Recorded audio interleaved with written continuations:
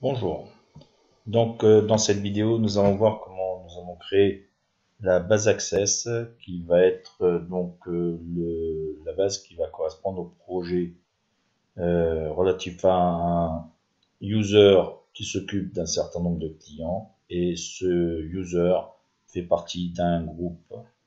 Donc nous définissons une base de données, donc nous cliquons sur Access, on aurait pu le faire avec SQL Server, avec Oracle, etc. Donc là, on va sur base de données vide et nous créons ici notre base de données. À partir de là, nous cliquons sur cette icône qui nous permet de localiser la base et donc on va la stocker dans ce dossier et nous l'appelons gestion client. Voilà. Donc à partir de là, nous avons ici le chemin d'accès de la base et nous avons ici le nom de la base. Nous cliquons sur créer. Là, nous avons la fenêtre principale d'Access dans laquelle on va pouvoir créer nos différentes tables et nos différentes relations entre les tables. Donc, de base, la base Access crée une table par défaut nommée table 1. Donc, nous cliquons dessus et nous faisons clic droit mode création. À ce moment-là, on va sauvegarder le nom de la table. On va l'appeler T groupe. Voilà. Il apparaît donc la fenêtre qui correspond à la fabrication des champs. Là, nous allons mettre l'ensemble des champs avec le type de champ qui correspond.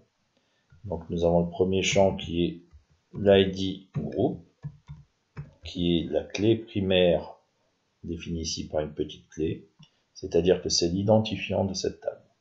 Le type de champ, c'est numéro auto, c'est-à-dire que le numéro va s'incrémenter au fur et à mesure des enregistrements créés dans la base, enfin dans la table.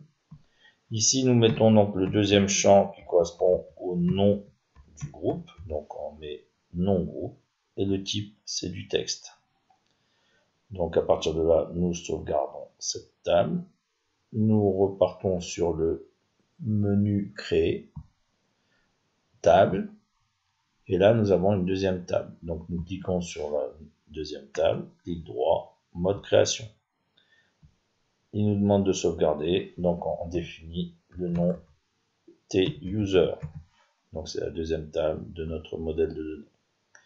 Nous avons là également donc l'ensemble des champs à définir. Ici, nous avons ID user, qui est la clé primaire de cette table.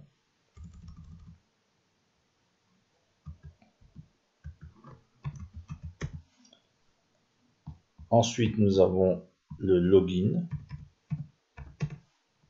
qui est du texte. Nous avons le MDP, donc le mot de passe, qui est du texte également. Et nous avons la clé étrangère du groupe, donc ID groupe.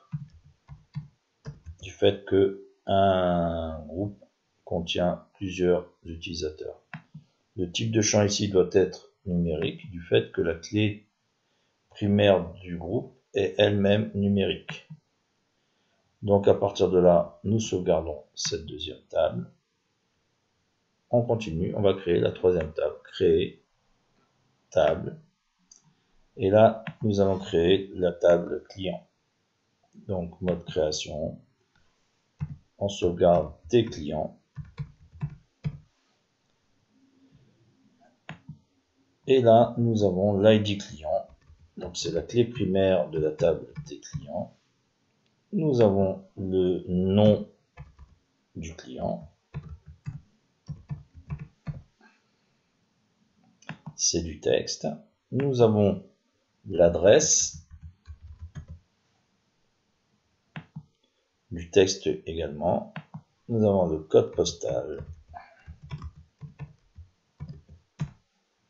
qui est sous forme de texte également. Et nous avons également la ville qui est du texte.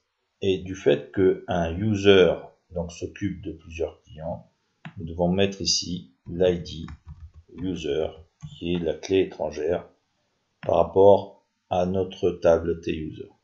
Donc le type de champ ici doit être numérique, du fait que l'ID user de la table TUser est numérique. Et voilà, donc nous avons terminé notre création de base de données. Nous avons donc nos trois tables, la table T-Group, la table T-User et la table T-Client. Maintenant, nous allons définir, alors nous fermons donc ces trois tables, donc du point de vue de la fabrication. Nous avons donc les trois tables ici. Et là, nous allons générer les relations. Alors, pour cela, nous allons dans Outils de base de données. Et nous allons dans l'icône ici, Relations. À partir de là, nous avons un petit formulaire qui nous permet de choisir les tables que nous devons mettre en relation. Donc, nous cliquons sur chaque table et nous ajoutons dans la fenêtre des relations. Donc, on ajoute la table T-Client, T-Group et T-User. Voilà. À partir de là, nous allons faire les relations. Donc, ici, la première relation, c'est entre la table T-Group et la table T-User, puisque un groupe contient plusieurs users. Nous avons ici la clé étrangère ID Group, et là, la clé primaire de cette table ID Group. Donc, nous prenons la clé primaire ici, nous sélectionnons et nous glissons jusqu'à le champ ID Group, donc qui est la clé étrangère, dans la table T-User.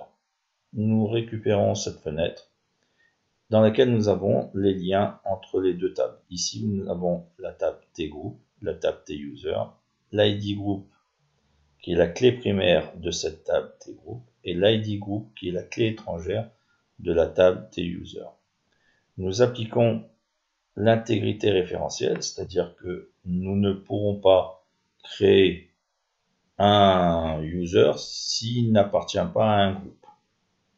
Et d'un autre côté, nous ne pourrons pas détruire un groupe si nous ne détruisons pas tous les users liés à ce groupe. Donc il y a ce lien-là. Et on crée la relation. À partir de là, la relation est générée. Et vous voyez ici un petit 1 et ici un infini, c'est-à-dire que là, en l'occurrence, nous avons un groupe qui possède un ou plusieurs users. À partir de là, nous allons faire la relation maintenant entre la table user et la table des clients. Donc pour ce faire, nous allons prendre ici la clé primaire de T-User, donc ID User. Nous la glissons jusqu'à l'ID User de la table des clients. Et donc de la même manière, ici on a la table T-User et la table T-Client. Ici on a la clé primaire de la table T-User. Et ici nous avons la clé étrangère de la table T-Client. Nous appliquons également l'intégrité référentielle. Donc ça veut dire que nous ne pourrons pas avoir un client s'il n'est pas attribué à un user. Et nous ne pourrons pas détruire un user si on ne détruit pas tous ses clients. Donc nous créons cette relation et nous voyons également que là, nous avons un petit 1 ici, un petit infini ici, qui définit le fait que un user possède un ou plusieurs clients. Voilà, nous allons terminer donc cette base de données qui est relativement simple, mais qui va nous permettre de voir comment on va créer un projet avec Visual Studio, avec le langage C# et WinForm. Par la suite, on verra comment on va travailler avec WPF et ensuite on verra comment on travaillera également avec l'ASP.NET. Donc voilà. La prochaine vidéo va être consacrée donc à l'ouverture du projet et la création de ce projet avec Visual Studio. Merci.